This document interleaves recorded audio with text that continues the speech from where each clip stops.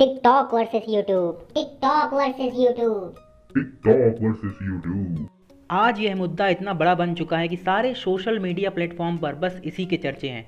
इतनी बड़ी कंट्रोवर्सी के चलते टिकटॉक की रेटिंग्स 4.8 से लगातार गिरते हुए 1.6 पर आ चुकी है। दरअसल एल्विश यादव के टिकटॉकर्स को रोस्ट करने के बाद से मामले ने तूल पकड़ लिया। आमिर सिद्दीकी, मिस्टर फैजू जैसे टिकटॉकर्स टिकटॉक को यूट्यूब से बेहतर बताने लगे। इसके बाद कैरी मिनाती ने अपने एक video YouTube versus TikTok the and में इन क्रिएटर्स को और भी ज़्यादा रोस्ट कर दिया। कैरी के इस वीडियो पर एक दिन में ही 20 मिलियन व्यूज़ और 4 मिलियन से ज़्यादा लाइक्स आ गए थे।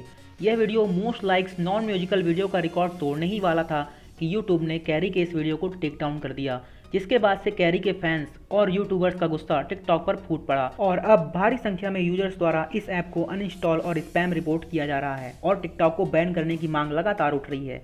ट्विटर पर भी #ban TikTok in India trend कर रहा है। तो चलिए जानते हैं इस विवादित ऐप के बारे में वो सब कुछ जो आप जानना चाहते हैं। नमस्कार दोस्तों, निक नॉलेज में आपका स्वागत है।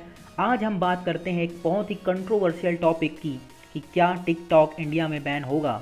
दरअसल Chinese short video mobile app TikTok को लेकर पिछले साल से ही भारत में विरोध चल रहा है।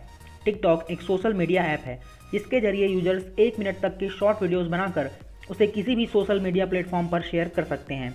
आइए एक नज़र इस चाइनीज़ ऐप की हिस्ट्री पर डालते हैं। टिकटॉक को शुरुआती दौर में म्यूजिकली नाम से जाना जाता था। म्यूजिकली को चाइना के संघाई सिटी में रहने वाले दो दोस्तों एलेक्स जू और लुई हुआंग ने मिलकर बनाया था। लॉन्च होने के कुछ समय बाद ही म्यूजिकली दुनिया भर में लोकप्रिय हो गया क्योंकि उस वक्त तक यह अपनी तरह का एक अनोखा प्लेटफॉर्म था।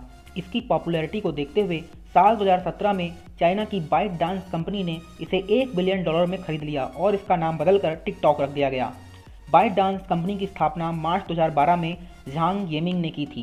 बाइट डांस कंपनी इंटरनेट में मौजूद कई पॉपुलर ऐप्स को चलाती है और चाइना में न्यूज़ एजेंसी के तौर पर भी काम करती है।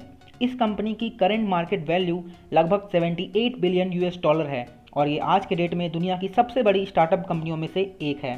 साल 2018 में टिकटॉक की पॉपुलैरिटी बहुत तेज़ी से बढ़ी और ये अमेरिका में सबसे ज़्यादा डाउनलोडिंग्स वाला ऐप बन गया। हालांकि इस ऐप पर यूएस में 40 करोड़ का जुर्माना भी लग चुका है। 3 जुलाई 2018 को इंडोनेशिया में टिकटॉक को बैन कर दिया गया क्योंकि वहां की गवर्नमेंट के according TikTok pornography, inappropriate content और ब्लास्फेमी यानी ईश्वर की निंदा को बढ़ावा दे रहा था। यंगस्टर्स की एक बड़ी संख्या इस ऐप का यूज़ पोर्नोग्राफिक मटेरियल अपलोड और शेयर करने के लिए कर रही थी। फिर टिकटॉक ने अपने ज़्यादातर कंटेंट को सेंसर किया और बैन 8 दिनों बाद इंडोनेशियन गवर्नमेंट द्वारा हटा दिया गया। नवंबर 2018 में बांग्लादेश ने भी इसे पूरी तरह से बैन कर दिया। अगर इंडिया की बात करें तो इंडिया में टिकटॉक के डाउनलोड्स का आंकड़ा 100 मिलियन के पार यानी बिलियंस में है। इकोनॉमिक टाइम्स की रिपोर्ट के मुताबिक इसे हर महीने लगभग 20 मिलियन भारतीय यूज़ करते हैं। दिलचस्प बात तो यह है कि टिकटॉक इस्तेमाल करने वालों की एक बड़ी संख्या गाँवों और छोटे छोटे शहरों के लोगों की है। इससे भी ज़्यादा चौंकाने वाली बात यह है कि टिकटॉक की दीवानगी 7 से 8 साल के बच्चों तक के सिर चढ़कर बोल रही है। गूगल और एप्पल के प्ले स्टोर पर कहा गया है कि इसे 13 साल से ज़्यादा उम्र के लोग ही इस्तेमाल कर सकते हैं। हालांकि इसका पालन होता नहीं दिखता। भारत समेत दुनिया के तमाम देशों में टिकटॉक के जरिए जो वीडियोस बनाई जाती है उनमें एक बड़ी संख्या 13 साल से कम उम्र के बच्चों की है। चलिए जानते हैं कि आखिर टिकटॉक कितना सुरक्षित है। प्राइवेसी के लिहाज से टिकटॉक खतरों से खाली नहीं है क्योंकि इसमें सिर्फ 2 ही प्राइवेसी सेटिंग्स की जा सकती हैं, पब्लिक और ओनली मी। आप वीडियो देखने वालों में कोई फिल्टर नहीं लगा सकते। या तो आपके वीडियो सिर्फ आप देख सकेंगे या फिर हर वो शख्स जिसके पास इंटरनेट है। अगर कोई यूज़र अपना टिकटॉक अकाउंट डिलीट भी करना चाहता है तो वो खुद से ऐसा नहीं कर सकता। इसके लिए उसे टिकटॉक से रिक्वेस्ट करनी पड़ती है। इस तरह के ऐप्स आपकी निजी जानकारी भी इकट्ठा करते हैं।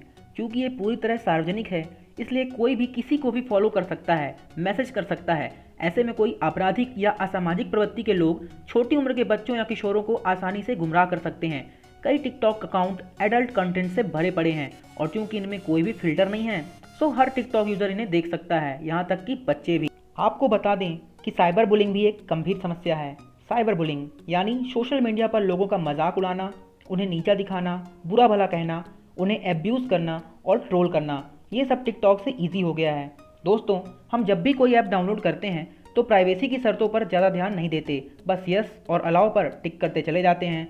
हम अपनी फ़ोटो गैलरी, लोकेशन और कॉन्टैक्ट नंबर यानी खुद से संबंधित पूरा डेटा और जानकारी, इन सभी का एक्सेस इन ऐप्स को दे देते हैं। इसके बाद हमारा डेटा कहाँ जा रहा है, इसका क्या इस्तेमाल हो रहा है, हमें कुछ भी पता नहीं चलता। ज़्यादातर ऐप्स AI यानी आर्टिफिशियल इंटेलिजेंस की मदद से काम करते हैं। ऐसे में अगर आप इन्हें एक बार भी इस्तेमाल करते हैं तो ये आपसे जुड़ी सारी जानकारियाँ अपने पास हमेशा के लिए स्टोर कर लेते हैं, इसलिए इन्हें लेकर ज़्यादा सतर्क होने की ज़रूरत है। वैसे तो टिकटॉक का विरोध भारत में पहले से ही होता आ रहा है, मगर इस वक्त भारत और पूरी दुनिया कोरोना वायरस का दंश भुगतने को मजबूर है, जिसे चाइनीज़ वायरस भी कहा जा रहा है। इसलिए भी भारत में चीन के खिलाफ भावनाएं उमड़ रही हैं और इसके साथ ही भारत सरकार से टिकटॉक पर बैन लगाने की मांग लगातार उठ रही है। भारत में फेक न्यूज़ जिस तेज़ी से फल फूल रहा है, उसे देखते हुए भी टिकटॉक जैसे एप्लीकेशन पर लगाम लगाने की ज़रूरत है। टिकटॉक के जरिए हमारा महत्वपूर्ण डेटा चीन जा रहा है, जिससे साइबर क्राइम का खतरा इंक्रीज हुआ है। पिछले साल राष्ट्रीय स्वयंसेवक संघ यानी RSS की आर्थिक शाखा स्वदेशी जागरण मंच ने भी चीनी सोशल मीडिया ऐप टिकटॉक पर प्रतिबंध लगाने की मांग की थी और इस ऐप से देश की अर्थव्यवस्था और सुरक्षा को खतरा बताया था।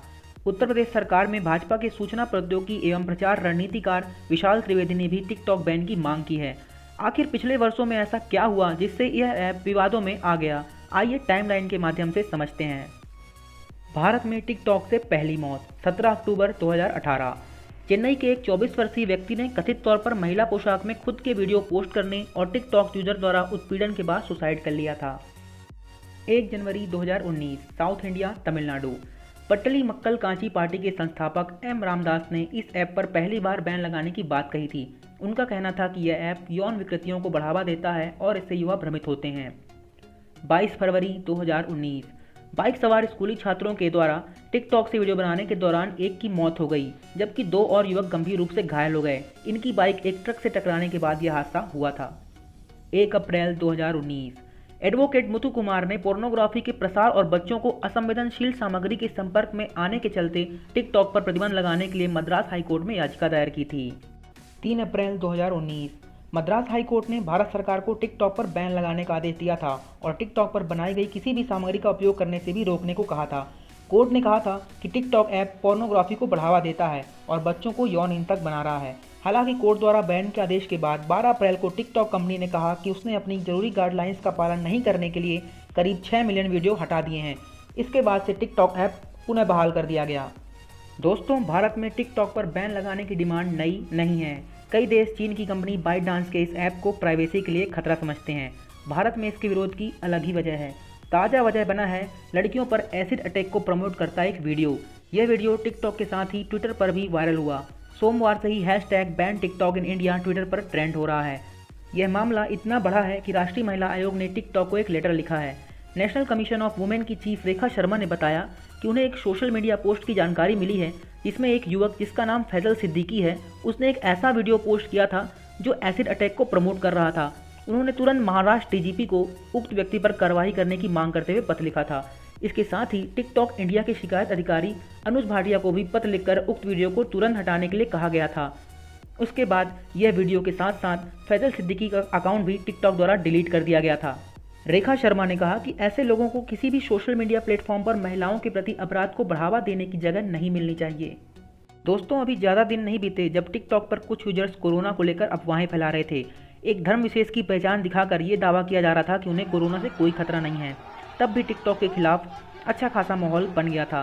फिलहाल जो मामला है उसमें एक लड़का और लड़की एसिड अटैक को प्रमोट कर रहे हैं। यही नहीं, रेप कल्चर को भी प्रमोट करता एक टिकटॉक वीडियो वायरल हो रहा है। टिकटॉक पर यह भी आरोप लगे हैं कि वह चीन के खिलाफ कंटेंट को सेंसर कर देता है। कुछ लोग यह भी आरोप लगाते हैं कि टिकटॉक के जरिए भारत में लव जिहाद को बढ़ावा दिया जा रहा है। दोस्तों, टिकटॉक की स्ट्रेंथ ये है कि यहाँ वीडियो बनाना, उसे अपलोड करना बहुत ईजी है। आपको ना तो किसी बड़े कैमरे की ज़रूरत है और ना ही किसी एडिटिंग सॉफ्टवेयर या टूल की, और ना ही लंबी चौड़ी स्क्रिप्ट बनानी है। इसी वजह से टिकटॉक हर किसी की रीच में आ चुका है और जब कोई साइट या प्लेटफॉर्म या एप्लीकेशन ज़्यादा लोगों की रीच में आ जाता है तो उसे सेंसर कर पाना बहुत मुश्किल हो जाता है और उस पर क्वालिटी कंट्रोल कर पाना भी बहुत कठिन हो जाता है। चाइना की जिस बाइटडांस कंपनी का यह ऐप है वो खुद चाइना गवर्नमेंट के रूल रेगुलेशन की वजह से इस ऐप को चीन में नहीं चला रही है और इस ऐप को वहाँ डोइन नाम से चलाया जा रहा है, वो भी बहुत सारी कंडीशंस के साथ। चाइना की गवर्नमेंट ने वहाँ 100 तरीके के कंटेंट्स की लिस्ट दे रखी है जिसे वो अपनी ऐप पर नहीं चला सकता, लेकिन हमारे इंडिया में बेधड़क चल रहा है। हर दिन कोई ना कोई विवादित वीडियो हमें दिखी जाती है जिसमें sexuality, nudity, child abuse, women harassment, इन सबको प्रमोट किया जाता है जो कि शेमफुल है। पर अब भारत के ट्विटर यूजर्स और यूट्यूब सपोर्टर्स ने टिकटॉक के खिलाफ एक मुहिम छेड़ दी है। गूगल प्ले स्टोर पर भी ऐप की रेटिंग लगातार घट रही है। लोगों से ऐप को अनइंस्टॉल करने और बैन की डिमांड करने की अपील की जा रही है और कुछ वीडियोस जिन पर लोगों को आपत्ति है वो शेयर कर सरकार से गुहार लगाई जा रही है कि वो इसे भारत से बैन कर दें। तो दोस्तों, आपका इस पर क्या रिएक्शन है? क्या टिकटॉक को भारत में बैन कर देना चाहिए या नहीं? अपने विचार कमेंट सेक्शन में हमें जरूर बताएं और ऐसी ही इंटरेस्टिंग वीडियोस पाने के लिए हमारे चैनल निक नॉलेज को सब्सक्राइब करें और इस वीडियो को ज़्यादा से ज़्यादा शेयर करें। धन्यवाद।